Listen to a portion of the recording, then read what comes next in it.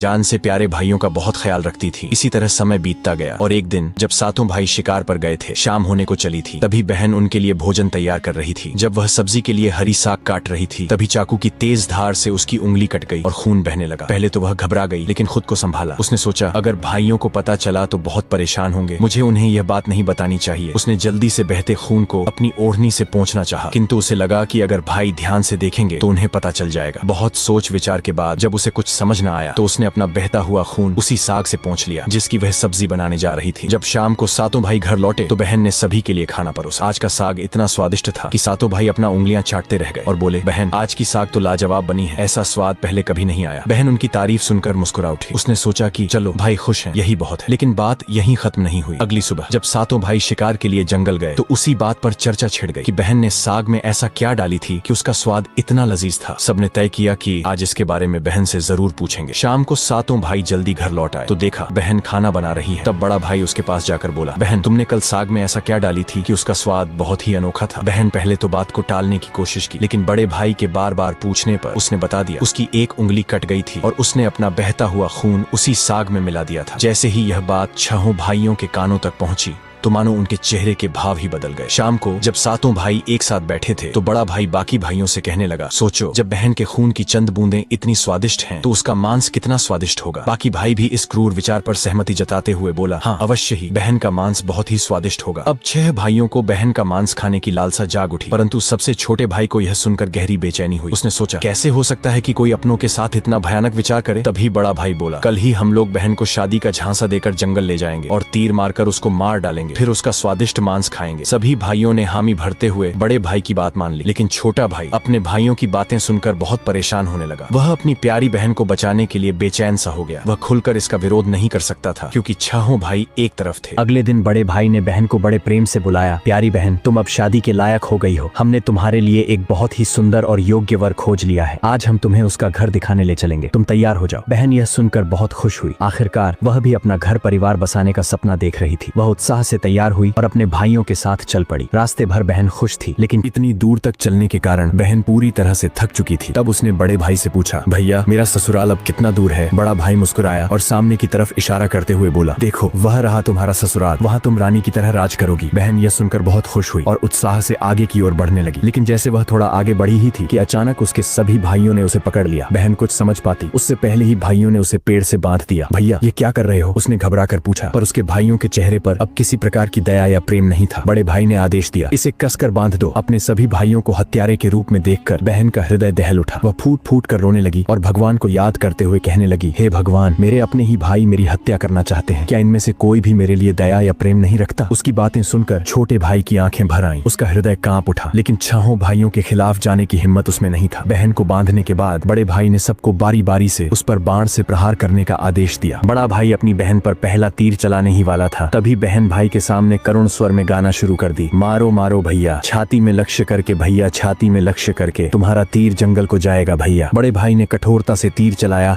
लेकिन निशाना चूक गया। इसके बाद दूसरा भाई तीर चलाने को आगे बढ़ा। बहन ने पुनः वही करुण गीत गाया। दूसरा भाई भी निशाना साधने में असफल रहा। एक एक करके सभी 6 भाइयों ने अपनी बहन को मारने की कोशिश की, परंतु हर बार उनका निशाना चूक जाता। अब सबसे छोटे भाई की बारी थी। सभी भाई उस पर चिल्लाते हुए बोला, पूरी ताकत से तीर चलाना, बहन को एक ही वार में मार डालना। अगर तुम असफल रहे तो हम तुम्हें भी जिंदा नहीं छोड़ेंगे। छोटे भाई के लिए यह स्थिति असहनीय थी। वह अपनी बहन से अत्यधिक स्नेह करता था। बहन ने जब छोटे भाई की जान खतरे में पड़ते देखी तो उसने मन ही मन निर्णय कर लिया, वह अपनी प्राण त्याग देगी, लेकिन अपने सबसे प्रिय भाई को मरने नहीं देगी। उसने मन ही मन ईश्वर से प्रार्थना की, हे भगवान, मेरे इस छोटे भाई का तीर मेरी छाती भेदने में सफल हो जाए, ताकि इसे इन पापी भाइयों के हाथों मरना न पड़े। फिर उसने करुण स्वर में वही गीत गाई, मारो मारो भैया, छाती में लक्ष्य करके भैया, छाती में लक्ष्य करके, तुम्हारा तीर मेरी छाती को भेद जाए भैया। छोटे भाई की आंखों से अश्रुधारा बहने लगी, पर वह मजबूर था। उसने कांपते हाथों से तीर चलाया। तीर बहन की छाती में गहराई से उतर गया। वह दर्द से कुछ देर छटपटाती रही और फिर उसकी आंखें हमेशा के लिए बंद हो गईं। 6 भाइयों ने अपनी कुटिल योजना को सफल होते देखा तो उनके चेहरे पर क्रूर मुस्कान आ गई। अब 6 भाइयों ने मिलकर बहन के शव को टुकड़ों में काट डाला। बड़े भाई ने छोटे भाई को जंगल से लकड़ी और पानी लाने को कहा। छोटा भाई भीतर ही भीतर बहुत ही ज्यादा चिंतित था। उसकी आंखों के सामने उसकी प्रिय बहन की शव को टुकड़ों में काट उसके मांस को पकाया जा रहा था, लेकिन वह असहाय था। जब वह जंगल गया तो पानी और लकड़ियों के साथ कुछ मछलियां और केकड़े भी ले आया। उसने मन ही मन सोचा, मैं अपनी बहन का मांस नहीं खा सकता, लेकिन अगर मैंने विरोध किया तो ये निर्दयी भाई मुझे भी मार डालेंगे। जल्द ही चावल और मांस तैयार हो गया और भोजन परोसा गया। सभी भाई मांस खाने के लिए उत्सुक थे। छोटे भाई ने चुपके से अपने खाने की जगह एक गड्ढा खोद रखा था। जैसे ही उसकी थाली में बहन का मांस परोसा गया, उसने बिना किसी को दिखाए मांस को गड्ढे में डाल दिया और मछली केकड़ा खाने लगा। बाकी के सभी भाई अपनी बहन की हड्डियां चबा रहे थे। जब सभी का पेट भर गया तो बड़े भाई ने छोटे भाई से कहा, अब यह जूठन साफ करो। छोटे भाई ने बहन की हड्डियां व बाकी अंगों को इकट्ठे किया और चुपके से उसी गड्ढे में डालकर मिट्टी से ढक दिया। समय बीतता गया। उस जगह से एक बांस का पौधा उग आया और धीरे धीरे वहाँ बांसों का समूह बन गया। फिर एक दिन एक संत वहाँ से गुजर रहे थे, तभी उनकी नजर बांस के समूह पर पड़ी, जो कि बहुत बड़ी और घनी थी और ये बाकी बांसों से थोड़ा अलग प्रतीत हो रहा था। तो संत ने सोचा, क्यों न बांस से एक वाद्य यंत्र बनाया जाए जिससे मैं गांव में घर घर बजाकर भिक्षा मांग सकूं। तो उन्होंने एक बांस काट लिया और उसे अपने साथ ले गए। संत ने उस बांस से सारंगी नामक एक वाद्य यंत्र बनाया। वे उसे बजा बजा कर दिन भर लोगों के घर जाकर भिक्षा मांगते और बदले में खूब सारा उपदेश देते थे। एक दिन संत भिक्षा मांगते हुए उसी गांव में जा पहुंचे जहां वे 7 भाई रहते थे और अब तक 6 भाइयों का विवाह हो चुका था, लेकिन 7वां भाई अब भी अकेला था। वह अपनी बहन के दर्द को भूला नहीं था और इसीलिए उसने विवाह भी नहीं किया। जब संत बड़े भाई के घर पहुंचे, जैसे ही उन्होंने आंगन में कदम रखा, उनके सारंगी ने खुद ही गाना शुरू कर दिया, नहीं बजोरे सारंगी, यही है दुश्मन सबसे बड़ा। बड़े भाई के घर नहीं बजोरे सारंगी, दया प्रेम सब छोड़कर रिश्ते में यही दाग लगाया। ये सुनते ही बड़े भाई के पसीने छूटने लगे। वह आवाज सुनकर तुरंत भाप गया कि ये तो मेरी बहन की आवाज है, जिसे हम 7 भाइयों ने बहुत साल पहले मारकर खा गए थे। वह सोच सोच कर परेशान हो रहा था कि कहीं अगर गांव वाले को सच्चाई का पता चला तो क्या होगा। उसने तुरंत अपनी पत्नी से कहा, जल्दी से योगी को भिक्षा देकर विदा करो। योगी बिना कोई प्रश्न किए भिक्षा लेकर वहाँ से आगे बढ़ गया। इसके बाद योगी बारी बारी से 6 भाइयों के घर पहुँचे। हर बार जैसे ही वे किसी भाई के आंगन में कदम रखते, सारंगी फिर वही करुण गीत गाने लगता, नहीं बजोरे सारंगी, यही है दुश्मन सबसे बड़ा, इन पापी भाइयों के घर नहीं बजोरे सारंगी। सभी भाई बहुत परेशान होने लगे, इसलिए एक के बाद एक सभी भाइयों ने अपनी पत्नी से कहा कि तुरंत योगी को भिक्षा देकर विदा कर दो। अंत में योगी सबसे छोटे भाई के घर पहुंचे। जैसे ही योगी ने उसके द्वार पर कदम रखा, सारंगी ने अपनी धुन बदल ली और एक नई मधुर संगीत बजने लगी, बजोरे बजो सारंगी, मेरे सबसे छोटे भाई के घर, मन की बात मन में छुपाकर युग युग से रख रहा है, बजोरे बजो सारंगी, यही है मेरे सबसे प्यारे भाई का घर। ये सुनकर छोटा भाई चौंक गया और सोचने लगा, ये तो मेरी बहन की आवाज जैसी प्रतीत हो रही है। फिर मन ही मन सोचा, नहीं नहीं ये मेरा भ्रम है। लेकिन संगीत को बार बार दोहराने के बाद वह अजीब सा महसूस करने लगा। उसने तुरंत योगी को सम्मान पूर्वक अपने घर में बैठने के लिए कहा। छोटे भाई ने योगी का खूब सम्मान और जलपान से स्वागत किया। फिर उसने उनसे सारंगी की कहानी पूछी। योगी ने उसे बताया कि यह वाद्य यंत्र एक विशेष बांस से बना है, जो एक अज्ञात जगह पर जंगलों के बीच से उगे बांस के समूह से लिया गया था। ये सारंगी से उत्पन्न संगीत और योगी की बात सुनकर छोटा भाई सोच में पड़ गया और मन ही मन विचार करने लगा कि हो सकता है इस सारंगी से मेरा कोई गहरा संबंध हो। फिर छोटे भाई ने योगी से विनती की, कृपया यह सारंगी मुझे दे दीजिए, मैं इसे हमेशा अपने पास रखूंगा। योगी ने सहानुभूति से उसकी ओर देखा और बिना कोई सवाल किए वह सारंगी छोटे भाई को सौंप दिया और वहां से चला गया। योगी के जाने के बाद छोटे भाई ने सारंगी को एक पवित्र स्थान पर रख दिया। उसने उसे धूप दीप जलाकर सम्मान दिया जैसे वह कोई पूजनीय वस्तु हो। लेकिन कुछ ही दिनों में उसने अपने घर में एक अजीब सा बदलाव महसूस किया। हर दिन जब वह काम से लौटता तो देखता कि घर के सारे काम हो चुके हैं, घर एकदम साफ सुथरा मिलता, बर्तन भी साफ होते थे। शुरू में उसने सोचा कि शायद कोई पड़ोसी या भाभियां मदद कर रही होंगी, लेकिन जब यह सिलसिला रोज रोज दोहराने लगा तो उसका संदेह बढ़ने लगा। उसने अपनी भाभियों के घर जाकर पूछा, क्या मेरी गैर मौजूदगी में आप लोग मेरे घर की सफाई करती हैं? भाभियां चौंक गईं, हमें तो अपने ही घर के कामों से फुर्सत नहीं मिलती, तुम्हारा घर हम कैसे साफ करें? अब छोटे भाई की जिज्ञासा बढ़ गई। उसने सच जानने का फैसला किया। जब रात हुई तो वह बिना आवाज किए घर के एक अंधेरे कोने में छुप गया। आधी रात के करीब एक हल्की सरसराहट सुनाई दी। छोटे भाई की सांसें थम गईं। कुछ ही क्षणों में सारंगी से हल्की रोशनी निकलने लगी। अचानक सारंगी के भीतर से धीरे धीरे एक परछाई सी उभरी, जो धीरे धीरे एक लड़की की आकार लेने लगी। छोटे भाई ने जो अपने आंखों से देखा वो अविश्वसनीय था। सारंगी से एक सुंदर युवती प्रकट हुई, लेकिन जब वह दिए की रोशनी में आई तो छोटे भाई का दिल जोर से धड़क उठा। वह युवती बिल्कुल उसकी मृत बहन जैसी दिख रही थी। वह चुपचाप घर की सफाई करने लगी। उसने एक एक सामान को उसके सही स्थान से लगाया, बर्तनों को धोया और फिर घर की सफाई करने लगी। उसकी हर हरकत में अपनापन था, जैसे वह किसी अपने के घर को सहेज रही हो। युवती ने धीरे धीरे अपने काम खत्म किए और फिर जैसे आई थी वैसे ही सारंगी में समाने लगी। छोटे भाई हिल भी नहीं पा रहा था। जब वह पूरी तरह सारंगी में समा गई तब जाकर उसने राहत की सांस ली। अगले दिन उसने यह रहस्य अपनी बड़ी भाभी को बताया। बड़ी भाभी कुछ देर चुप रही, फिर गंभीर स्वर में बोली, अगर यह सच है तो मैं तुम्हें एक उपाय बताती हूँ, तुम ध्यान से सुनो। जब वह सारंगी से बाहर आए तब तुम तुरंत उस सारंगी को आग में डाल देना और उस पर गंगा जल छिड़क देना। इससे वह आत्मा अपने पुराने शरीर के बंधन से मुक्त हो जाएगी। लेकिन याद रखना, अगर तुम यह करने में जरा भी देर करोगे तो शायद वह हमेशा हमेशा के लिए गायब हो जाएगी। छोटे भाई ने भाभी की बात को गंभीरता से लिया। उसने तय किया कि आज रात ही वह यह उपाय करेगा। रात होते ही वह फिर से उसी जगह छुप कर बैठ गया। इस बार वह पहले से ज्यादा सतर्क और तैयार था। उसकी आंखें सारंगी पर टिकी थीं। तभी वही हल्की सरसराहट हुई और सारंगी से वही रोशनी निकली। धीरे धीरे उसकी बहन फिर से प्रकट हुई। उसने हमेशा की तरह घर की सफाई शुरू कर दी। जैसे ही युवती ने अपना अंतिम काम पूरा किया और वापस सारंगी की ओर बढ़ी, छोटे भाई ने झटपट सारंगी को उठाया और उसे आग में डाल दिया। सारंगी जलते ही उसमें से एक तीव्र रोशनी फूटी। पूरे कमरे में उजाला फैल गया। युवती अचानक रुक गई। तभी छोटे भाई ने बिना समय गवाए तुलसी जल की बूंदें उस पर छिड़क दिया। जैसे ही तुलसी जल की बूंदें उस लड़की के ऊपर पड़ी, अचानक एक चमत्कार हुआ। धीरे धीरे वह मानव रूप में परिवर्तित होने लगी। छोटा भाई एकदम चौंक गया। वह अपनी आंखों पर विश्वास नहीं कर पा रहा था, जिसे वह एक दर्दनाक हादसे में हमेशा के लिए खो चुका था। आज फिर से उसके सामने खड़ी थी। आंसुओं की धारा उसकी आंखों से बहने लगी। वह दौड़कर अपनी बहन से लिपट गया। बहन भी भाई के गले से लिपटकर